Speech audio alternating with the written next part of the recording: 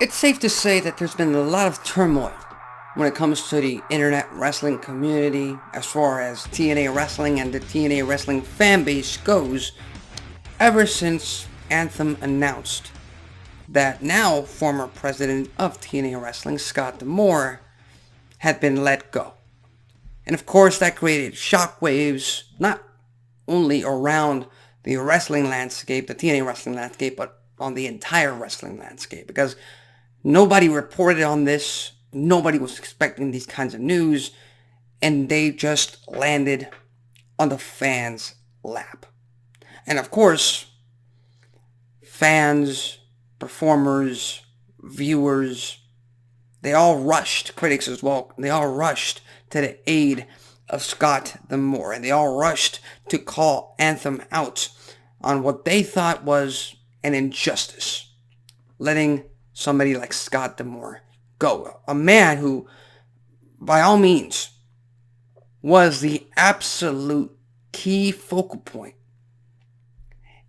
in the rebranding and the reinvigoration of not only the Impact Wrestling product, but now the TNA Wrestling product, brand, and name.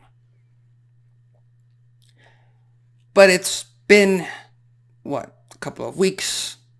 It's been enough time has elapsed to the point that now it is time to move on from that. It's clear that Anthem will not be going back to Scott D'Amore and bringing him back as TNA Wrestling president.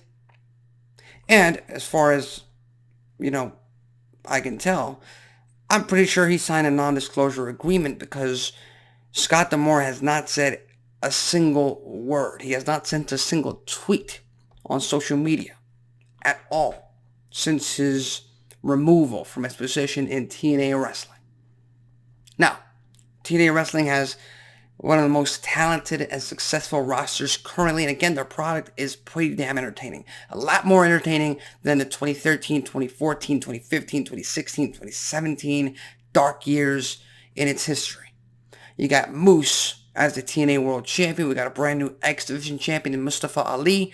We got Chris Sabin, Alex Shelley, former World Champion, Eric Young, Frankie Kazarian. They just signed the former Major League Wrestling World's Heavyweight Champion. I believe his name is Hammerstein. If I'm mistaken, please correct me. They've got Jordan Grace as Knockouts World Champion. Safe to say, as far as talent goes, and as far as the product itself goes, TNA Wrestling will survive. TNA Wrestling is not going anywhere based on that. My problem, my issue currently with this entire situation is with the TNA Wrestling fan base, the hardcore fan base supporting TNA. Because for years and years, for decades, they supported the brand, they supported the product, they supported the wrestlers on screen, they supported every single ounce and crumb that TNA Wrestling was able to give them in their close to 22 years of existence.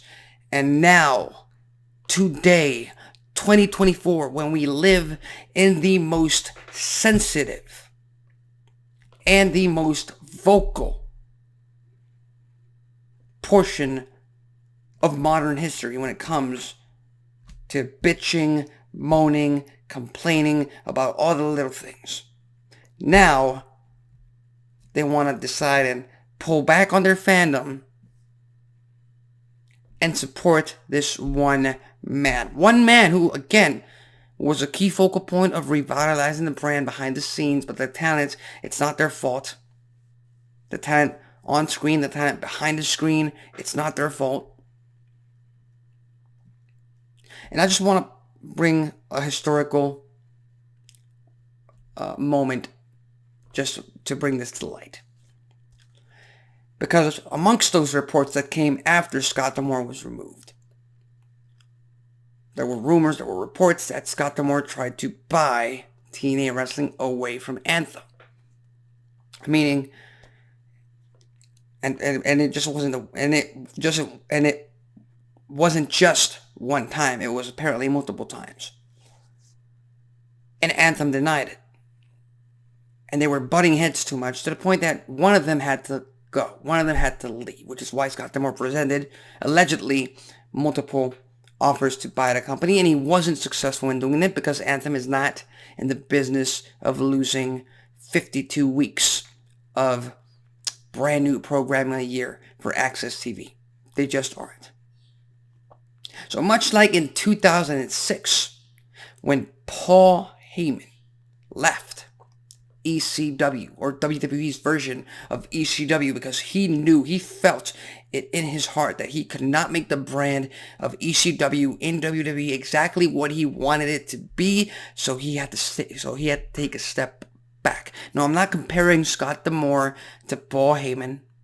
Absolutely not. Paul Heyman is an all-time great on an entirely different level than Scott D'Amore, but there's very similar situations from my point of view.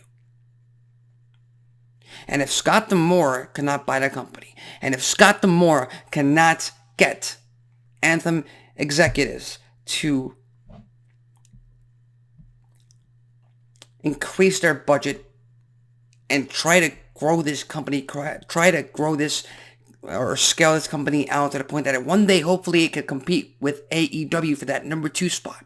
If that wasn't possible, then Scott D'Amore had to leave. Then Scott D'Amore had to take a step back. And Anthem could no longer carry on in a working relationship with a man who knew exactly what was wrong with the product and that they weren't willing to back 100%. So they had to part ways. So again, I ask you, TNA Wrestling fan base, we got the Cody crybabies when it comes to WWE.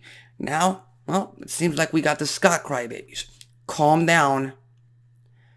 Any company, any product is bigger than just one man. Paul Heyman, Eric Bischoff, Ted Turner, Vince McMahon, they're all gone from the respective companies that they made famous, that they brought immense success to. Hell, Jeff Jarrett with TNA Wrestling in the past as well. Let things play out. Enjoy it for what it is, which is entertainment. And as simple as this, you don't like the moves they're making, go ahead and stop supporting. But you bitching and moaning and complaining every single week, every single day, every single time you get a chance, just hurts the product, just hurts the company, just hurts the talent that's busting their ass each and every single week, or in this case, each and every single taping, because it's bad publicity. So with that said, those are just my thoughts. Those are just my thoughts on the current situation when it comes to TNA Wrestling. There have been multiple regime changes in multiple different companies ever since I've become a pro wrestling fan, and none of them have changed my fandom, because I'm a fan of wrestling, of entertainment, of the talent in the ring. Simple as that. So with that said, leave your thoughts, comments in the comment section below. My name is Alexis Carrillo. This has been Wrestling Talk, and I'll see you next time.